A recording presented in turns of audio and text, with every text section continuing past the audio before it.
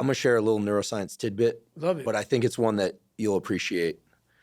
Most people don't know this, but there's a brain structure called the anterior mid-cingulate cortex. As we pointed out before, that's a noun, it's a name, it doesn't mean anything. We could call it the cookie monster. Right.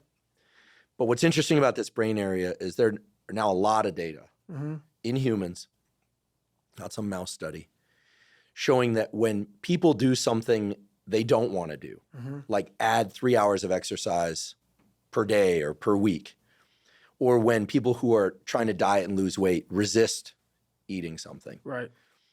When people do anything that they, and this is the important part, that they don't want to do. Right. It's not about adding more work, it's about adding more work that you don't want to do. Yes. This brain area gets bigger. Yep.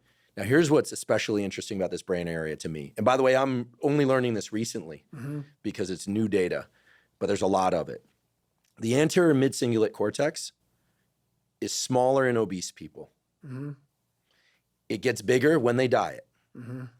It's larger in athletes. It's especially large or grows larger in people that see themselves as challenged and overcome some challenge. Right. And in people that live a very long time, this area keeps its size. In many ways, scientists are starting to think of the anterior mid-cingulate cortex not just as one of the seats of willpower, Right. but perhaps actually the seat of the will to live. See, now we're talking. And when I learned about the anterior mid-cingulate cortex, I was like almost out of my seat. And I've been in the neuroscience game since I was 20. We're the same age. And I was so pumped because I've heard of the amygdala, fear, prefrontal cortex, it's planning and action. I could tell you every brain area and I teach neuroanatomy to medical students. But when I started seeing the data on the anterior mid-cingulate cortex, I was like, whoa, this is interesting. Yep.